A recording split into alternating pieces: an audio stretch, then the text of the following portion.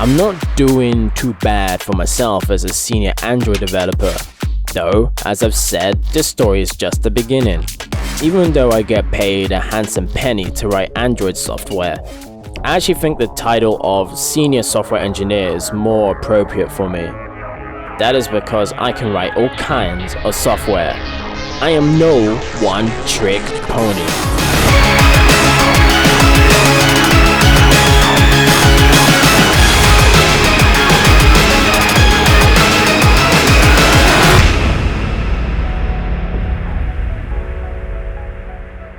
It also feels weird to call myself an Android software engineer because it betrays my original sentiment for why I even got into software engineering.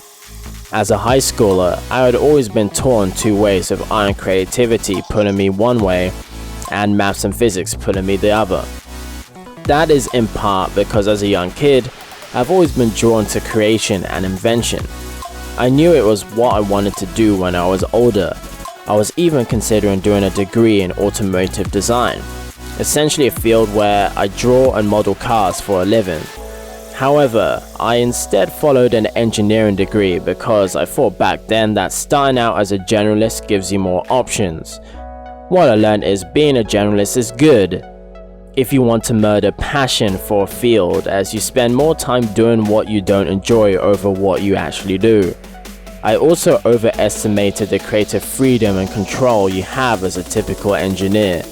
But there was one type of engineering that did not disappoint.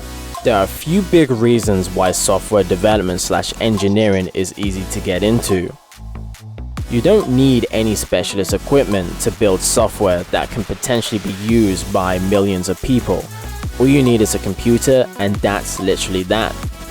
Everything you need to work with is waiting for you online, and usually at no cost. The items that do cost are usually only needed once you're already bringing in that hard-earned cash. It's beginner friendly due to a combination of an easy learning curve and no shortages of educative content available for free. Mistakes are usually welcome, as until you get a lot of users, they don't really cost you anything. Even with a lot of users, mistakes are often not a big deal compared to other fields like automotive engineering, where people can die. You can make useful software for yourself, friends, family, and the world that can make a huge difference. All you need is your brain, computer, and a reasonable amount of effort. You can literally make whatever is in your imagination, as you learn what you need to go as you go. No limitations at all. Naturally, I should have ditched being a generalist and become a software engineer much sooner, as software engineering is one of the best fields at marrying creativity and logic. In that sense, I don't want to be confined to just creating Android software, as I want everyone to be able to use my creations. At the very minimum, what I create needs to be available for web, Android, and iOS. I'm confident in writing web and Android software. Yes, they are very different skills. However, I've never gotten into working with. I could either learn how to make iOS apps and then force myself to create my app twice for iOS and Android, and potentially a third time for web. Or I could pay someone to write my iOS for me. I could say nope, no iOS app. If only there was a way to write software once and have it work on both web, iOS, and Android. Is it possible to write an app once and have it run on all three? Answering that question will get its own episode down the line, though here is a one-liner. A lot of software engineers really don't know what they are doing. What the fuck did you call me? I don't typically like to point out people's performance or therefore lack of. However, when it comes to the subject of developing hybrid applications, I get frustrated at the amount of misinformation there is out there. While I understand it's not always possible to be right, and it's actually impossible to always be right, there is a difference between making a mistake and going out of your way to misinform people because zero research was done. It's bad enough in general when this happens. However, when it happens in an engineering field, which by definition is all about research, then I am at a complete loss. I will actually have a great deal of fun debunking a lot of the anti-hybrid app sentiment in the future episodes, because even a non-tech could slap some sense into these fools. Okay, I got a little heated there for the first time in this story. But of course, a story having a roller coaster of emotions is only normal. The reason why this gets to me in particular is because the kind of problems I love working on are the ones where the solution will benefit me and others by making our lives easier. Talented software engineers have already contributed enormously to the effort in making it easier for anybody to pick up the skill and to be able to develop useful applications. Typically, it takes pretty ignorant software engineers and technological gurus to simply dismiss the accomplishments of these people with weak lines of reasoning. Essentially, polluting the space, people new to the field have to navigate to realize their ambitions of releasing their software to the masses. They are effectively adding another unnecessary barrier to contributing to the world of software.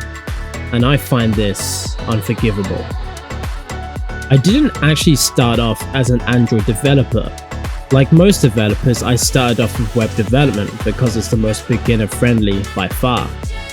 In fact, I would go as far to say it's just flat out the most friendly type of software to write full stop. There are a few potholes that you will learn to avoid by riding straight over them at full speed, sending yourself wrecking into an oblivion at first hand. While painful, it's a very effective way to learn. However, the temptation was always there to make mobile apps as well. But the learning curve was definitely a barrier to entry that at least nowadays is unnecessary.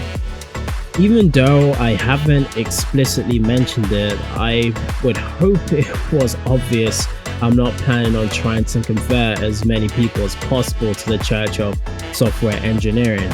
In fact, it's somewhat the opposite. I think too many people are pushed into this field without being prepared. It's come to the point where the lower/entry level roles have become significantly more competitive than senior and above roles, meaning it's going to be much easier going if you already are in the game rather than trying to get into it, the classic catch-22. In the next episode, I will cover if you should personally decide to get into software engineering professionally. If I'm hitting the right audience, I actually hope that the answer for the vast majority of you will be a red light, do not proceed. That might sound odd, but the reason behind it is I think most people can greatly benefit from getting a better understanding of how software is made in general without necessarily being the one to write it.